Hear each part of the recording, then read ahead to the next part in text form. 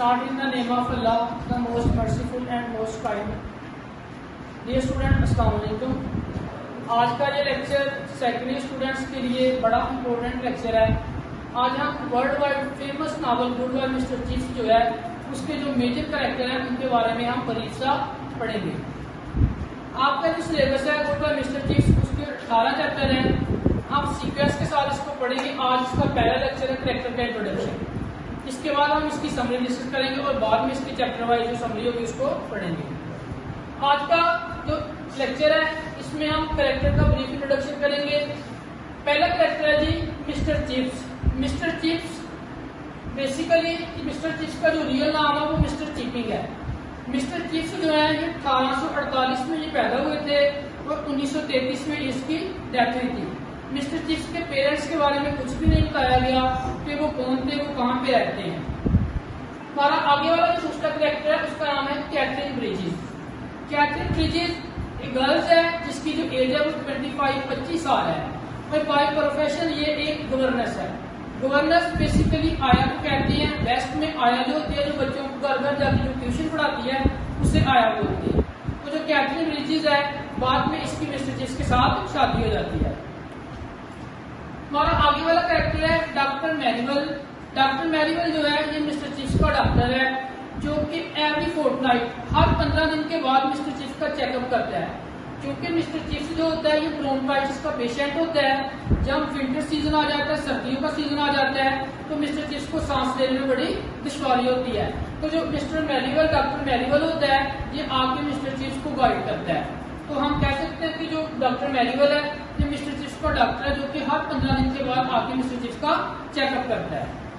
आगे वाला जो हमारा कैरेक्टर है वो है मिसेस विकट। मिसेस विकट बेसिकली लैंडलेडी है जिस घर में mister Chips as a paying guest रह रहा होता है। मतलब कि जहाँ पे वो पैसे दे के रह रहा होता है ये उसकी मालिक होती है। इसके अलावा जो ब्रुकफील्ड में जॉब करती है वहाँ पे ये लाइनर रूम की इंचार्ज है।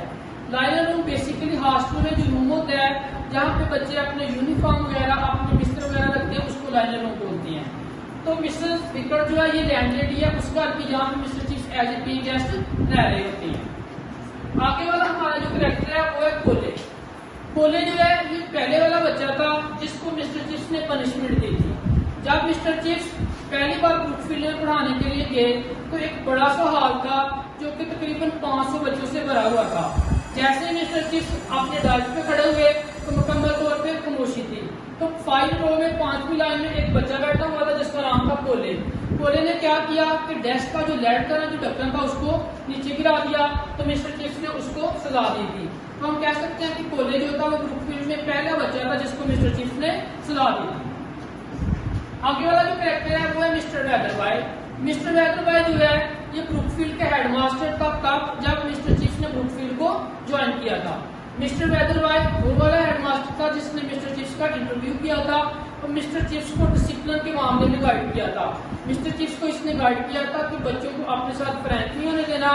ब्रुकफील्ड जो है ये पुराना ला रहा है और आप जवान है, अपना एक्सपीरियंस ब्रुकफील्ड को दो और ब्रुकफील्ड भी आपको बदले में कुछ ना कुछ देगा।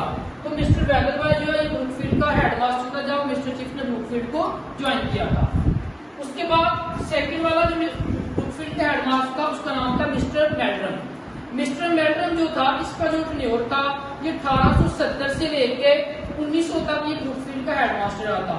फिर 1900 में अचानक जो मिस्टर मेल्ड्रम है इसकी निमोनिया की वजह से डेथ हो जाती है। तो हमें पता चला कि जो मिस्टर मेल्ड्रम था ये ब्रुकफील्ड का दूसरा हेडमास्टर था, सेकंड वाला हेडमास्टर था।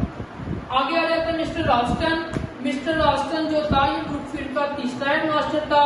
ये मैन ऑफ साइंस था, मतलब कि साइंस का ये आदमी था। मिस्टर चिप्स के साथ इस बंदे की नहीं बनती थी।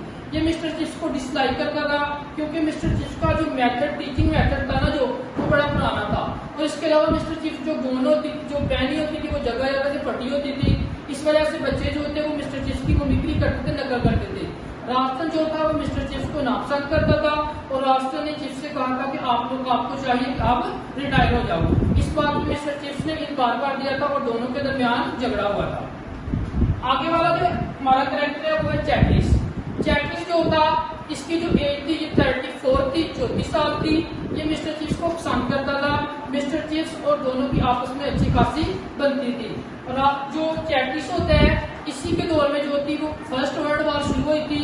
फर्स्ट वर्ल्ड वॉर में बहुत सारे जो टीचर्स थे और बहुत सारे जो स्टूडेंट्स थे उन्होंने जंग को ज्वाइन कर लिया, और इसके जब जंग को ज्वाइन कर लिया तो ब्रुकफील्ड में जो टीचर्स की जो थी वो शॉर्टेज हो गई, और चैटिस की रिक्वेस्ट पे मिस्टर चिप्स ने दोबारा से ब्रुकफील्ड को ज्वाइन किया था। बाद में जो चैटिस होता है वो भी डायबिटीज शुगर की वजह से चैटिस की डेथ हो जाती है। आगे वाला जो हमारा करेक्टर है वो है कार्टराइट। कार्टराइट जो है ये ब्रुकफील्ड का लास्ट वाला 5वां हेडमास्टर है। जब मिस्टर चिप्स बीमार हो जाता है, बिस्तर मर पे होता है, तो ये नींद बेहोशी की हालत में सोया होता है। तो कार्टराइट, डॉक्टर मैरीवेल और मिसेस विपर जो होते हैं ये वहाँ पे मौजूद होते हैं। तो कार्टराइट जो होता है वहाँ पे कमेंट करता है, कहता है कि पुअर बड़े अफसोस की बात है कि मिस्टर चिप्स का कोई भी बच्चा नहीं है। तो मिस्टर चिप्स अपनी आंखें खोलते हैं, वाइड ज्यादा आंखें खोलते हैं और कहते हैं कि मेरे जो है ना हजारों बच्चे हैं और सारे के सारे जो है वो बॉयज हैं। इनफैक्ट मिस्टर चिप्स का जो इशारा होता है ना वो ब्रुकफील्ड के बॉयज की जानब होता है। और लास्ट वाला जो कैरेक्टर है उसका नाम होता है लिनफोर्ड। लिनफोर्ड जो होता है ये लास्ट विजिटर होता है जो कि मिस्टर चिप्स को मिलने के लिए आता है। उस दिन बहुत ज्यादा सर्दी होती है, तो इनको तवक्को होती है कि कोई भी जो गेस्ट है वो आज इनको मिलने के लिए नहीं आएगा। तो अचानक से दरवाजे पे नाक होती है, तो वहां पे एक बच्चा खड़ा होता है जिसका नाम होता है लिनफोर्ड। तो हम कह सकते हैं कि लिनफोर्ड जो है वो लास्ट वाला बच्चा था जिसने मिस्टर चिप्स की यहाँ विजिट किया था। जब मिस्टर चिप्स ने उसको चाय वगैरह और केक वगैरह सर्व किया, तो जब वो बच्चा वहां से जाने लगा तो उसने कहा कि गुड बाय मिस्टर चिप्स। तो बेसिकली ये वो वाले अल्फाज थे जो कि कैथरीन ने शादी से एक रात पहले मिस्टर चिप्स को बोले थे। जब गुड बाय मिस्टर चिप्स लिनफोर्ड ने बोला तो कैथरीन की जो यादें थी वो मिस्टर चिप्स के माइंड में आना शुरू हो गई। इस वजह से मिस्टर चिप्स की जो हालत थी और खराब हो गई और